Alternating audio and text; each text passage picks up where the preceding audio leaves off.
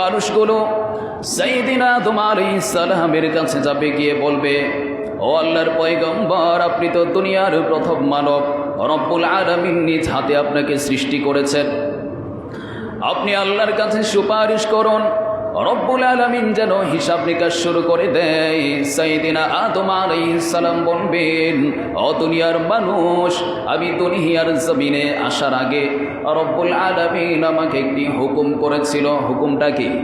ওয়ালা তাকরাবা হাযিহিশ শাজারাতা ফাতাকুনা মিনাস সালিমিন। রব্বুল আলামিন আমাকে বলেছিল, আদম, তোমাকে আমি সৃষ্টি করলাম, তোমাকে এই জান্নাতের মধ্যে ঢুকালাম, কিন্তু তোমাকে আমি হুকুম করছি, লা তাকরাবা হাযিহিশ শাজারা, এই যে গাছটি দেখতে পাচ্ছ, এই গাছের ধারে কাছেও যাবে না। লা তাকরাবা মানে গাছের, আমরা তো জানি ফল খেয়েছে, তো ফল খাবে এটা তো দূরের কথা, এই গাছের ধারে কাছেও যেও না।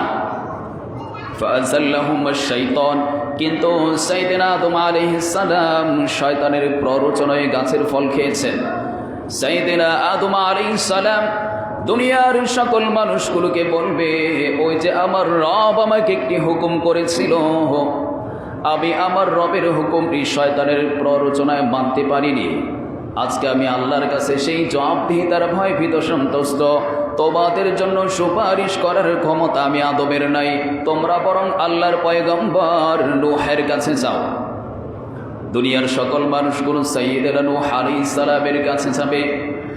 নূহ আলাইহিস সালামের কাছে যাওয়ার পর তারা নূহ আলাইহিস সালামকে বলবে, ও আল্লাহর রাসূল, রব্বুল আলামিন আপনাকে দুনিয়ার জমিনের সর্বপ্রথম রাসূল করে পাঠিয়েছেন, আপনি আল্লাহর কাছে সুপারিশ করুন, রব্বুল আলামিন যেমন আমাদের হিসাব নিকাশের ব্যবস্থা করে।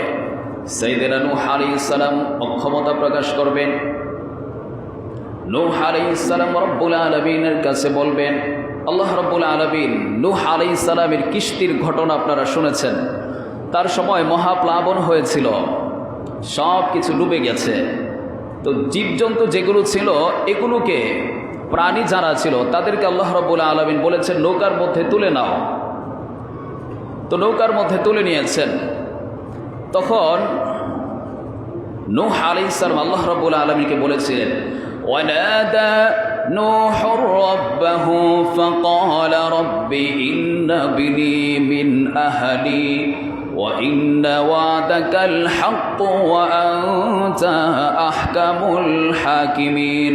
সাইয়েদিনা নূহ আলাইহিস সালাম রব্বুল আলামিনকে ডেকে বলেছিলেন, ও আল্লাহ, আমার সন্তান আমার পরিবারের একজন সদস্য, আপনি যদি অনুমতি দিন আমি আমার সন্তানকে এই নৌকার মধ্যে তুলতে চাই। রব্বুল আলামিন বললেন, ইন্নাহু লাইসা মিন আহলিক, এই সন্তান তোমার পরিবারের অন্তর্ভুক্ত নয়। নূহ আলাইহিস সালামের সন্তান কেনান ছিলেন মুশরিকদের অন্তর্ভুক্ত। তো নূহ আলাইহিস সালাম বলেছিলেন, আল্লাহ, আমার সন্তানটাকে নৌকার মধ্যে তুলে নেই।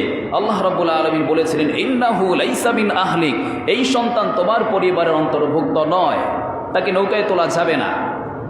তো নূহ আলাইহিস সালাম দুনিয়ার মানুষগুলোকে বলবে, তো ওই যে আল্লাহ রাব্বুল আলামিন চাননি, আমি এমন একটি কাজ করেছিলাম, এজন্য সুপারিশ করার ক্ষমতা আমার নাই, তোমরা বরং ইব্রাহিম আলাইহিস সালামের কাছে যাও। দুনিয়ার সকল মানুষগুলো সাইয়েদিনা ইব্রাহিম আলাইহিস সালামের কাছে যাবে।